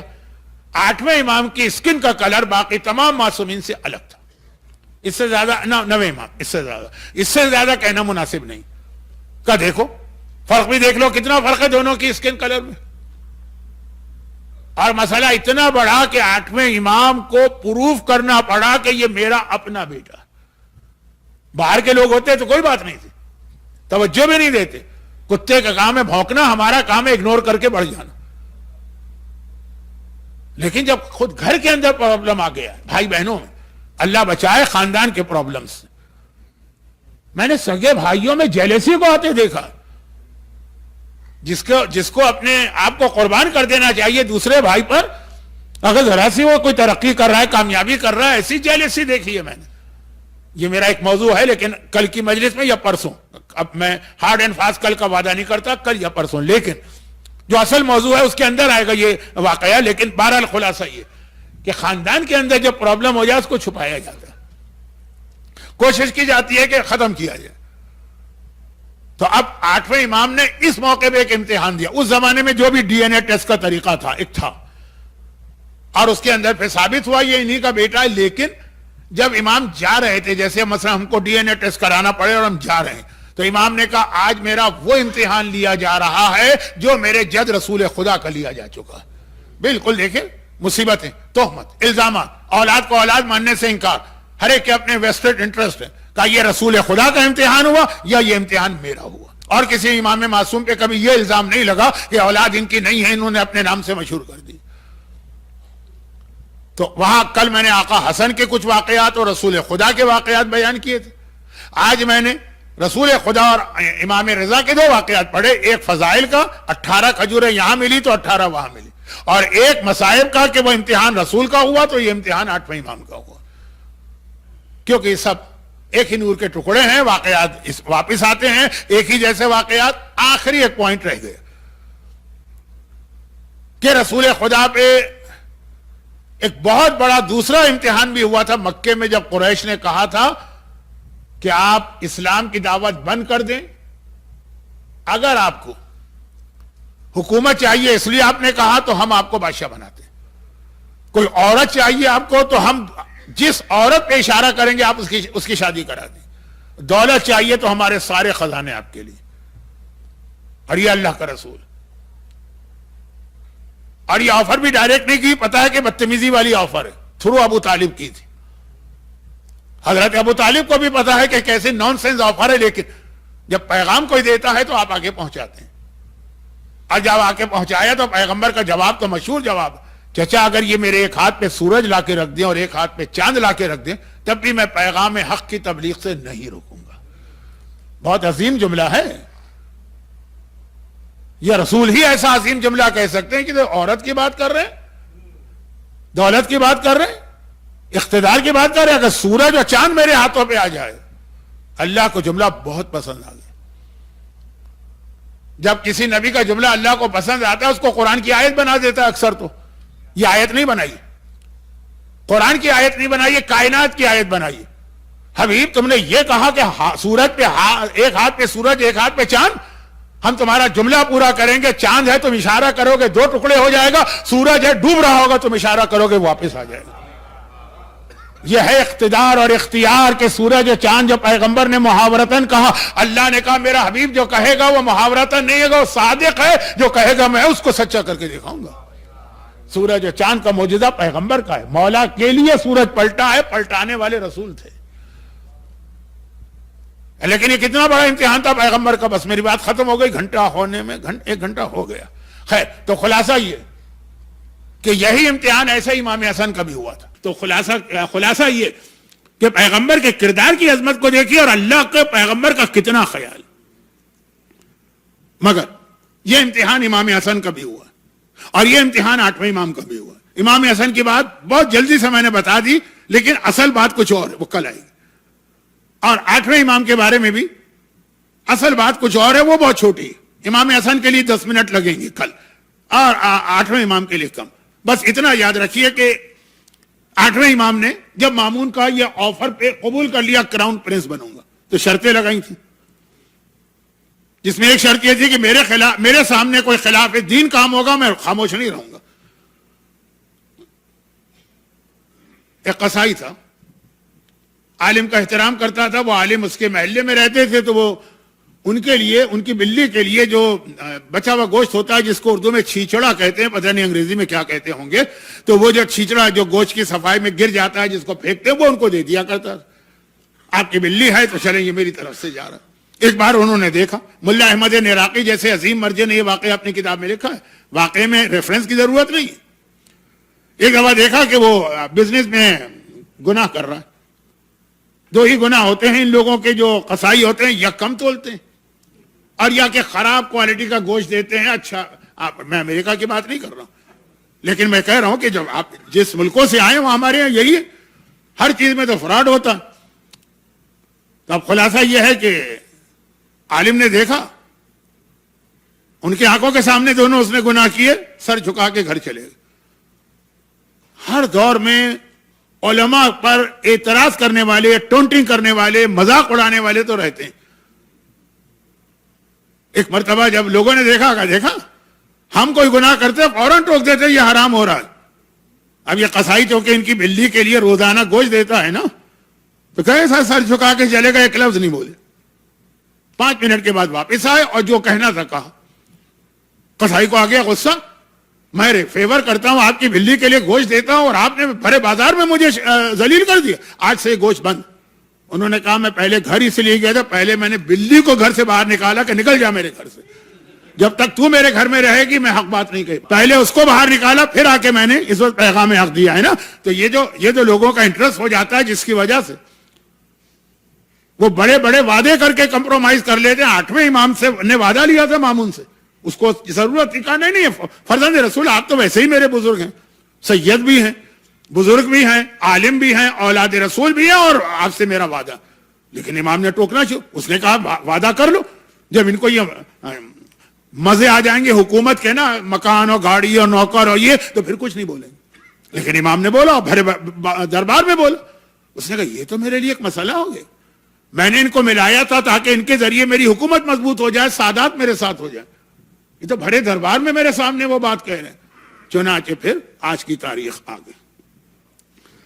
اب برداشت نہیں 8ویں امام, ایک واقعہ ہو, 2 واقعے ہوں, 3 واقعے ہوں, غلاموں تک کے سامنے امام ٹوک دیتے ہیں کہ جو تو اپنے غلام سے وضو کرا رہا ہے یہ غلط کرا رہا ہے, یا اللہ کی عبادت میں شریک کر رہا ہے جو حرام. میرے نوکروں کے سامنے مجھے ٹوکا جا رہا ہے. غلام میں جس مقصد کے لیے آیا تھا یہ تو الٹا ہو گیا, بجائے میرا فیور کرنے کے لیے کیا میرے لیے تو ایک برڈن اور لائبلٹی بن گئے. اب کیا کریں, واپس تو نہیں بھیج سکتا ہے, کیونکہ لایا بڑے اعلان سے تھے, پوری اسلامی دنیا نے سنا تھا. ایک ہی طریقہ تھا, آج کی رات امام کو بلایا, یہ کہہ کے بلایا کہ فصل کا نیا میوہ آیا ہے, نیا فروٹ, یعنی انگور کی فصل ابھی آئی. بس یہ چند جملے مصائب کے پڑھوں گا, آج وقت میں نے بہت لے لیا, لیکن کل اور پرسوں انشاءاللہ کل شب جمعہ کی وجہ سے، پرسوں ویکینڈ ہونے کی وجہ سے کچھ زیادہ مصائب ہوں گے، آج بس چند جملوں پہ اکتفا کر. اور امام کو معلوم ہے کیوں بلایا جا رہا ہے. پیغام بھجواتا ہے کہ پہلا انگور کی نئی فصل آئی ہے، میں چاہتا ہوں پہلا جو تحفہ آپ کی خدمت میں پیش کروں. اور امام جب گھر سے نکلے اپنے غلام سے کہہ کے گئے نا، ابو سلط ہروی سے، جا تو رہا ہوں، واپس جب آؤں گا مجھ سے بات نہ کرنا. تم دیکھو گے کہ مجھ سے چلا نہیں جا رہا، میں لڑکھڑاتا ہوا آؤں گا، مجھے سہارا مت دینا. تم دیکھو گے کہ میں کمرے میں گیا، دروازہ بند کر لیا، دروازہ کھولنے کی کوشش نہ کرنا. اور یہی ہوا. وہاں گئے امام تشریف لے گئے، وہ انگور دیے گئے. وہ سارا واقعہ آپ سنتے رہتے ہیں، پڑھنے کا نہ وقت ہے نہ ضرورت. بہرحال 2 قسم کے انگور تھے، ایک میں سوئی کے ذریعے سے زہر تھا، ایک بالکل ٹھیک تھے. ٹھیک والے اپنے سامنے رکھے، زہر والے امام کے سامنے. وہ سارے واقعات ہوئے. ایک دم 2 دانے امام نے انگور کے نوش کیے، کھڑے ہو گئے. فرزند رسول، ابھی تو آپ نے 2 ہی دانے لیے ہیں، یہ پوری ڈش ہے. اب بیٹھیے، کچھ دیر باتیں ہوں گی. کہاں جا رہے ہیں؟ جواب دیا، جہاں تو مجھے بھیجنا چاہ رہا ہے نا، میں وہیں جا رہا ہوں. اور ابو سل کہتا ہے ایسا ہی ہوا کہ امام داخل میں گئے تھے، بالکل سرخ و سفید چہرہ تھا، اس وقت زہر کی وجہ سے نیلا پڑ رہا، چلا نہیں جا رہا ہے، لڑکھڑاتے ہوئے آ رہے ہیں. کمرے میں گئے، دروازہ تو بند ہوا، یہ میں نے سنا دیکھا. لیکن پھر ایک عجیب بات ہو گئی، میرا دل چاہا جلدی سے جا کے دروازہ کھولوں، لیکن امام کا آرڈر. میں نے دیکھا کہ کمرے میں سے کسی کے رونے کی آوازیں آ رہی. تو یہاں تو کوئی تھا ہی نہیں، اب باتوں کی آواز آ رہی. تو خالی کمرہ تھا، گھر میں ہی کوئی نہیں ہے، تو یہ آوازیں کیسے آ رہی ہیں؟ دل چاہا کہ جا کے دروازہ کھولو، لیکن منع تھا. تھوڑی دیر کے بعد دروازہ خود کھلا. میں نے دیکھا میرا 8واں امام کفن پہنے ہوئے، میت تیار اس حالت میں، مگر سرہانے ایک بچہ بیٹھا ہوا ہے 8 سال کا، اور رو رہا ہے اور آنسو بہا رہا ہے. سر سے امامہ اتارا ہوا ہے، سر پیٹ بھی رہا ہے، کہہ رہا ہے ہائے میں یتیم ہو گیا، میرا بابا چلا گیا. میں نے گھبرا کے پوچھا، میاں صاحبزادے آپ کون ہیں؟ کہا اب میں تیرا اس وقت کا امام ہوں، یہ میرا بابا ہے جسے شہید کیا گیا، تو میں مدینے سے اپنے بابا کو غسل و کفن دینے کے لیے یہاں پہ آیا. یہ بھی اللہ کا امتحان ہے. کوئی بیٹا مدینے میں ہو اور باپ مرو میں شہید ہو تو وہ وہاں سے یہاں آتا، اور کوئی بیٹا خیمے میں ہو اور باپ کا لاشا جلتی ریتی پہ پڑا ہو اور وہ آگے بڑھ کے نہ غسل دے سکتا ہے نہ کفن. لیکن جو جملے مجھے پڑھ کے مصائب ختم کرنا ہے وہ اس کے بعد کے، اور وہ یہ ہے کہ امام آج ایک روایت کے مطابق 9واں امام یتیم ہوا ہے. آج آپ 9ویں امام کو پرسہ دے رہے ہیں، اور 9ویں امام کی عمر صرف 8 سال کی تھی جب ان کا بابا شہید ہوا. لیکن اس وقت جو 9ویں امام نے کہا ہائے میں یتیم ہو گیا، یہ آج نہیں کہا، آج تو ریپیٹ کیا ہے. جب 2 سال پہلے 8ویں امام بڑے پروٹوکول کے ساتھ مدینے سے چلے تھے. کیا شاندار قافلہ تھا، شاہی قافلہ، مہمان بنا کے بلایا. محملیں بھی ہیں، کجاوے بھی ہیں، پردے بھی ہیں، فوج بھی ہے، پولیس بھی ہے، پروٹوکول کا پورا ڈپارٹمنٹ ہے. اور 9ویں امام نے کہا کہ میں مدینہ چھوڑنے سے پہلے نانا کے قبر پہ جا کے الوداعی سلام تو کر لوں. 8ویں امام الوداعی سلام کر کے باہر آئے. بہت شاندار قافلہ. دیکھا کہ 9واں امام زمین پہ بیٹھا ہے. 9واں امام سر سے امامہ اترا ہے، مٹی اٹھا کے سر پہ ڈال رہا. 8ویں نے کہا جانے پدر یہ کیا کر رہا ہے؟ کہا بابا جس بچے کو آج ہی یقین ہو جائے کہ اب وہ یتیم ہونے جا رہا ہے وہ سر پہ خاک نہ ڈالے تو کیا کرے. 2 سال کے بعد آج کی رات تو امام نے جملہ ریپیٹ کیا ہے کہ میں یتیم ہوا ہوں. 2 سال پہلے ہی جب یہ قافلہ مدینے سے چلا تھا فل پروٹوکول کے ساتھ، اسی وقت 9واں امام کہہ رہا جس بچے کو یتیمی کا یقین ہو جائے وہ سر پہ خاک نہ ڈالے تو کیا کرے. کیونکہ اہل بیت کے یہاں تو یہی ہوتا. یہاں 9ویں امام کو یتیمی کا یقین ہوا تو سر پہ خاک ڈالی، اور وہاں سکینہ کو یتیمی کا یقین ہوا تو زلجنہ کی ٹانگوں سے لپٹ گئی. کربلا میں ایک عجیب وقت آیا کہ نہیں آیا؟ حسین کی وفادار سواری، حسین کے اشاروں پہ حرکت کرنے والی، پہلا 2 دفعہ کربلا میں یہ سواری حکم امام کو نہیں مان رہی ہے. جب 2 محرم کو قافلہ پہنچا تو گھوڑا ٹھوکر کھا کے رک گیا. حسین بڑھانا چاہتے ہیں، گھوڑا آگے نہیں بڑھ رہا. اور ایک عاشورے کے دن حسین آخری رخصت کے بعد زلجنہ پہ سوار ہو کے زلجنہ کو چلانا چاہتے ہیں، اور زلجنہ چلنے کو تیار نہیں. اور حسین نے ایک ہی جملہ کہا کہ اے زلجنہ مجھے پتا ہے تو بہت تھکا ہوا. میدان کربلا میں سب سے زیادہ تھکاوٹ اور پیاس کس کو تھی؟ یہ آقا حسین کو تھی یا زلجنہ کو تھی؟ کیونکہ جتنی بار حسین مقتل میں گئے زلجنہ پہ بیٹھ کے گئے، وہ بھی اتنا ہی پیاسا کہ یہ آخری زحمت ہے، بس آخری بات، آخری دفعہ جا. اور ہم ہوتے تو ہم اور آپ کیا کہتے؟ اے زلجنہ یہ آخری زحمت بھی حسین تجھے آدھی دے رہے ہیں.